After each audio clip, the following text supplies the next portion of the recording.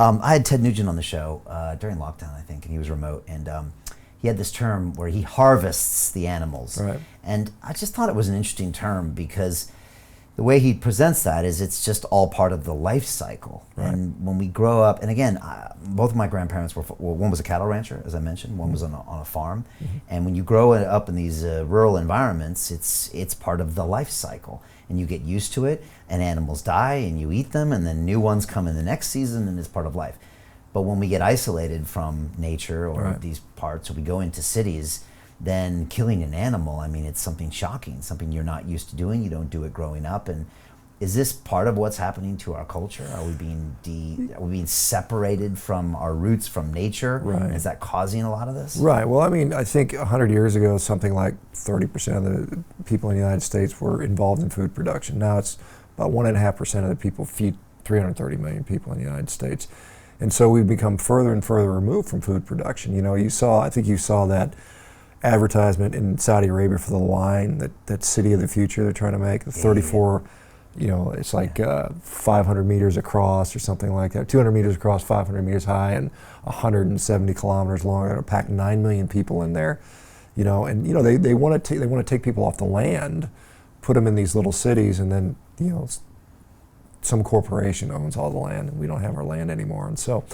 That is a real problem because most people don't. And I've had the privilege, and I consider it a privilege, to go to these ranches and see ranchers and spend time with them and see what they do and what they truly care about these animals. I mean, that is, not only is their livelihood, but they go into it because they care about animals. It's not because they are mean to them and they hate them and all this vegan propaganda. You know, they find the worst of the worst examples and they compile it, and it takes them, like Cowspiracy took like 7 years to get enough footage to make a movie. It took them 7 years of digging and digging and digging.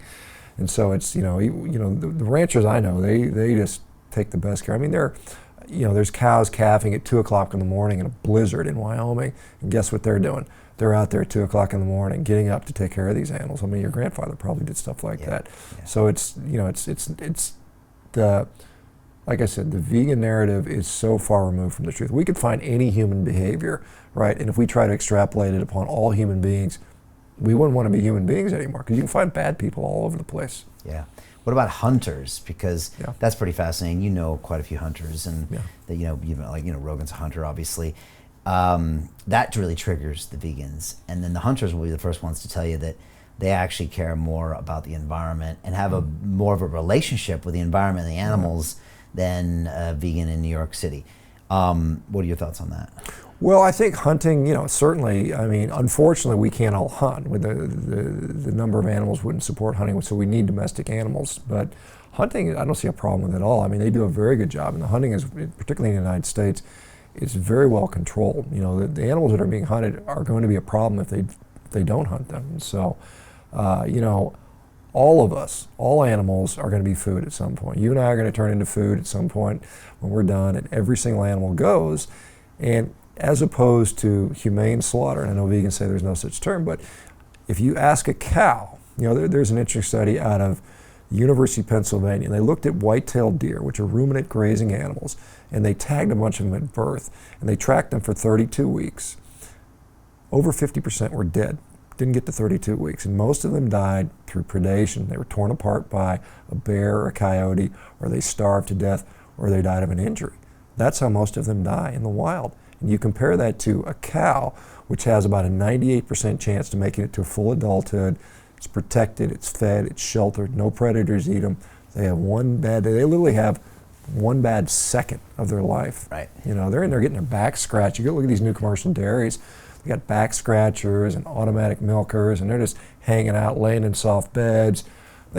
For an animal, they've got a great life. They're almost like pets, just about like pets are treated. That's pretty fascinating. Whereas in the wild, you got to deal with the hard times out there. And in a hunter, it's a good death, right? Because it's one shot. If it's a good hunter, that's right. You got to have a hunter that can shoot. Okay.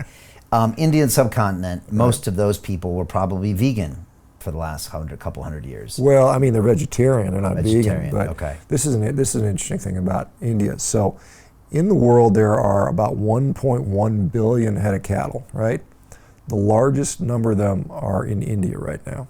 There's 200 million cattle in India, another 100 million water buffaloes. They have 300 million of those cattle there. The United States has about 92 million or 93 million, something like that, depending on the year. In India, those cattle are, they still export cattle, they still slaughter cattle there, but most of them are kind of left free to roam. Right. They are, unfortunately, not well bred genetically. They are full of parasites. They don't produce very good meat. I mean, they're just very slow at producing that. And so, ironically, we could probably double or triple our animal, food production worldwide if countries like India and some of these other countries that are very inefficient were to improve their efficiency standards with breeding, with nutrition, with just some of the more modern techniques that we have. If they wanted to eat meat. If they wanted to, right. Okay. Right. And as a population, they do okay being vegetarians? Well, I don't know they do. Their life expectancy is pretty low. I mean, they're about 65 life expectancy, so they're definitely bottom half of the world. Some people will attribute that to poverty. Right. They have very high rates of diabetes, very high rates of heart disease. Interesting, there was a study out of University of Adelaide just earlier this year, I believe, and they looked at 175 countries throughout the world. And they saw, even accounting for socioeconomic status, wealth, all kinds of other variables, the countries that ate the most meat had the highest life expectancies across the board. Interesting.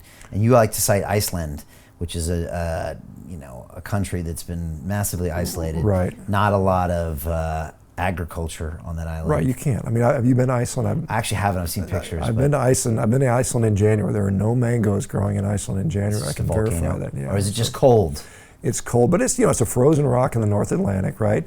And they have fish, and they have some sheep and a few cattle, and they would import a little bit of barley from Denmark, and that was their food, in the dairy, and that was really the foods they had.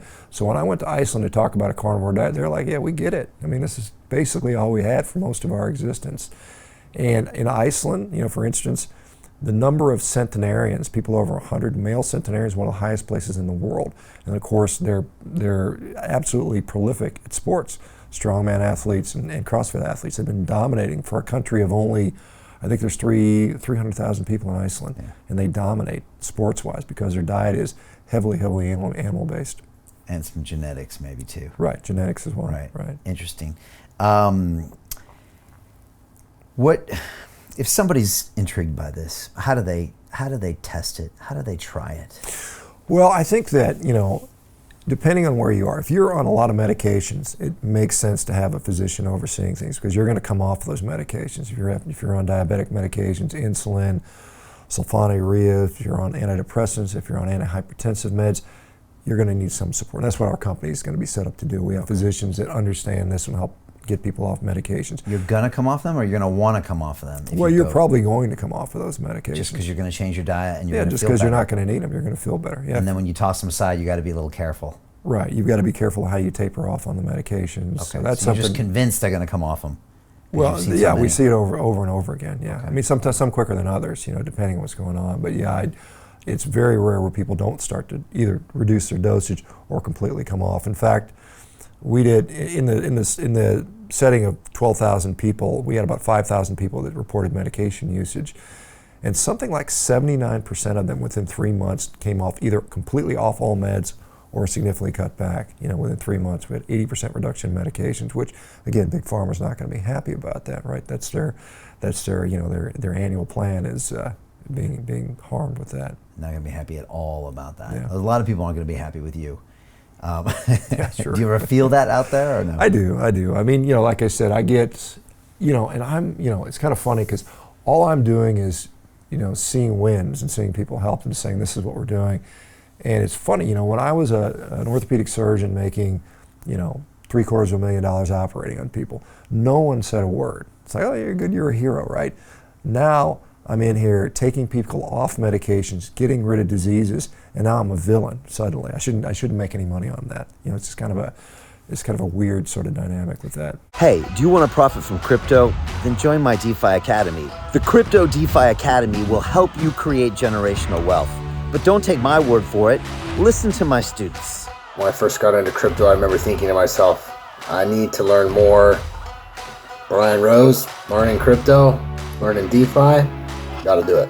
I am so grateful that I jumped in and did this. I had to break through some limiting beliefs that I can do this, that I can afford this, that I can be in this. It challenges the things that are deeply rooted within us. Joining DeFi Academy has been one of the best decisions I have made on my blockchain journey. This course was a life changer, a game changer, a huge eye-opener, coming from knowing practically nothing at the speed of the learning over 4 weeks was just fantastic. The information you provided in this class was invaluable. I feel far more confident in my next steps. You took complex concepts and made them easier to understand. What's different than so many other ones is it just doesn't tell you what to do. It actually makes you do it. This is for people who are serious about becoming traders. This is the way it should be done. I realized from this learning experience again that it is not about what you learn, but about who you learn it from. The energy was insane. I've never experienced such incredible energy on a live call. Brian Rose, you are a legend, my friend. It's the only thing in the market where you can get all information and learn everything what you need to know. Everything is so clear and so well done, and I'm just forever grateful for this program. It made me feel so much more confident about crypto than I did before. I did not anticipate how passionate I was going to become about it. It's also been like a big learning experience for me, not just in the crypto space, but just in overall balance of life. What I've learned is, how to take ownership, of my life in a way that I really hadn't before. Yeah, you can't put a price on that, really. I would recommend it to anybody, top notch. Excellence does not come cheap. So if you want excellence, you got to pay for it, but it's so worth it. Pull the trigger. That's what this course is about. You're not going to regret it, really. It's amazing. Thank you, Brian and team. So what are you waiting for? Crypto is happening now. Click the link below, submit your application, and let me mentor you on how to create generational wealth and build the decentralized financial infrastructure of the future.